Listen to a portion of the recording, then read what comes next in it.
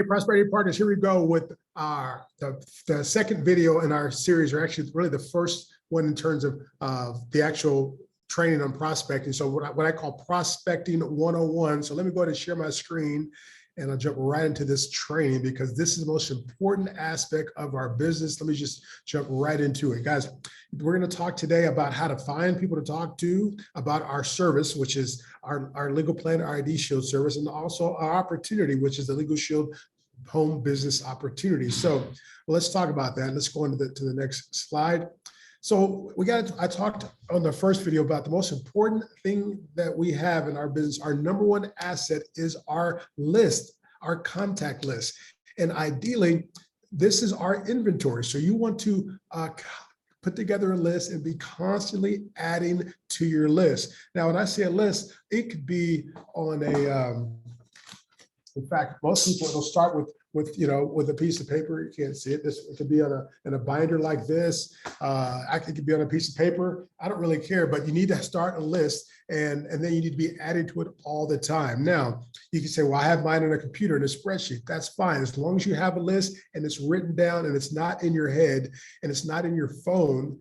Most of us have 1,000 contacts in our phone. We need to get those contacts off of our phone and onto a list, on a physical list, on a piece of paper, or obviously I'm going to talk to you about how you can import that list into the most amazing tool that we have at our disposal, and that is the Prospect by Legal Shield mobile app, or what we call the PBLS app, which is an amazing tool, not only to keep track of your list and your prospects, but also simply and easily share information with them via text or email or even social media. But let's get back to talk about your list, because without your list, you have no business. And the bigger your list, the bigger business you can build. And here, what I've come up with is the 8 proven ways to generate prospects. The most important one, and you can see they're ranked in order of what we call hot and cold, or we say that list of people that you know is your very best products. We call it prospects. We call it your warm market list. We call them warm because they know you, they like you, they trust you, and at the very least they will at least listen to you or hear you out, or take a look at whatever it is that you want to share with them. So if you look at the list, your very hottest prospects are the people that you know. The next is the people that they know, or what we call referrals, because when you're talking to people who you know and that know you, they're at least good practice in the beginning, because in the beginning you may not have your spiel down, your script down and all that, so you really feel like you don't know what you're talking about. So if you mess up, it's okay, because they know, like, and trust you, you know, like, and trust them. So if you script, you can say, hey, I'm sorry, I just messed up, I'm new at this, but I really just wanted to share something exciting with you that I found, or hey, I ran across something I think you might need, and would you take a look at it? And I want you to, because there are people that you know and that know you, you can be very casual with them. You don't have to be all professional and follow every exact detail of the script. So, and then with people that they know, you're essentially just saying, hey, who do you know that might be a good fit? Who do you know that has teenage drivers? Who do you know that maybe doesn't have a will and need to have their will updated? And they're going to give you a list of a few people, and then you're going to reach out to those folks and say, hey, I was referred to you by Tammy.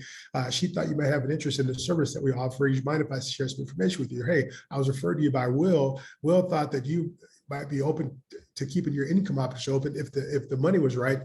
And I'd love to share some information with you about what it is that we do and stuff like that. So we'll talk about exactly what to say on another video, but I just want to kind of run down where you can find people to talk to, because that's the most important thing. We got to have people to talk to share our services and our opportunity with. And then next is what we call the 3-foot rule, which means that you should talk to anyone within 3 feet of you, or figure out a way to strike up a conversation with anyone who's within 3 feet of you. Some people make it the 6-foot rule or the 12-foot rule if you really are aggressive, but anyone who's near you, you should figure out a way to engage them in conversation and talking about legal shit. It could be as simple as paying them a compliment and starting a conversation, but sometimes we find ourselves in casual conversation with people that we're standing in line with sometimes. Maybe we're talking about a magazine cover, or something that someone next to us said, or something we heard on the radio, and or maybe you might just see a sharp prospect, maybe at a gas station or at a bookstore or something like that, and you want to be able to say, man, I wonder if they might be a good prospect. Well, you got to figure out a way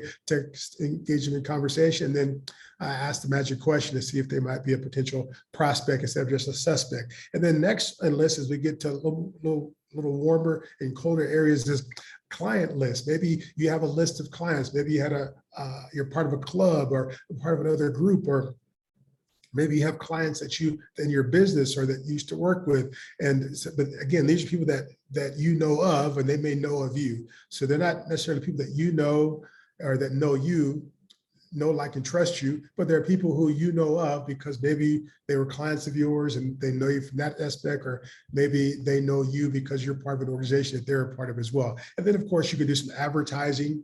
Any sort of advertising works, be it flyers, postcards, things like that. Again, now we're getting into these colder areas of prospecting, meaning that's going to take a lot more contacts to get the same results that you would get from talking to someone who knows you, likes you, and trusts you. And then there's prospecting professionals. That's a whole another type of training. Networking groups. I found a lot of success in that. This is like BNI groups or any sort of business networking groups. And of course, last but not least, is purchasing leads. This is where you're actually buying the names and contact information of people who are looking for an opportunity to work from home. And that's a great way to do it as well. But that takes a certain amount of skill. And obviously you've got to have the funds available to be able to purchase leads. And you got to be able to be willing to go through a lot of leads to find the few who will take a look, to find the even fewer who are going to make the decision to partner up with us. So let me get into the next slide. No matter who's on your list, and in fact, as you start to put names on your list, the most important thing you can be aware of is not to prejudge. Don't start making your list think, oh, she would be interested. Oh, they wouldn't like it. Oh, her husband's a doctor, or her brother's an attorney, so they would be. No, don't prejudge anyone. Put everyone on your list, and then let them sort themselves out. Let them say no. Put everyone on the list and share the concept with everyone and let them say no. In fact, I'd be so bold to say, share the opportunity with everyone and let them say no and end up getting the memberships to protect themselves and their family. Don't just say, I'm only going to share the membership with her, not going to share the opportunity with them. I'm only going to share the opportunity, but not the membership, which you wouldn't do anyway. So don't prejudge anyone. Just put everyone on your list and then begin to sort your list by sharing information with them and let them kind of sort themselves. Professionals sort, amateurs convince. Yeah, we're not trying to convince you want to take a look, because if we do, then we got to convince them to join. Then we got to convince them to work. We just want to sort through, and by sharing information with everyone, let them sort themselves out and find out who's interested in partnering up with us. Okay.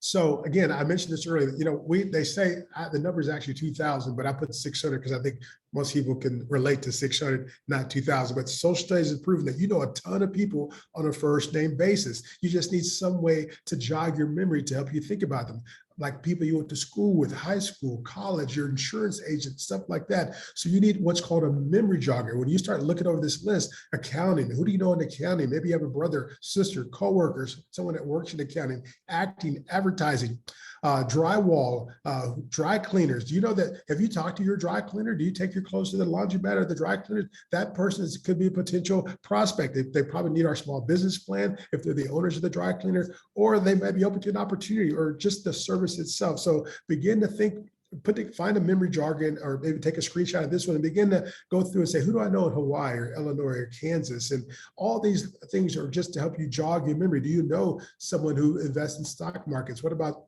someone who's a tailor? Anybody who sells tires or works at a tire place?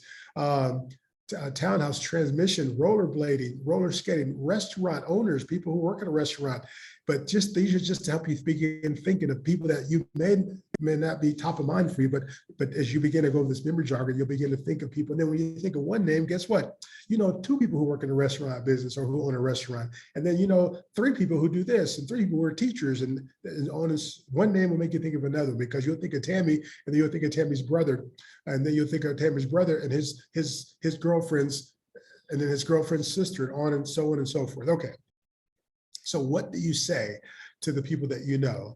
There's no magic phrase that pays. You just want to be as genuine and as honest and as quick as you possibly can. This isn't the time to go into a whole conversation about how the kids are doing and be on the phone for 20 or 30 minutes. You're just basically are just saying, hey, I ran across something I think you might need. That's the approach I used. That's my very first approach that I used with my mother and my uncle, my aunt, and most people that I talked to my very first year with Legal Shield. I said the same thing. And back then, I just said that to get them to take a listen to a 15-minute audio cassette tape.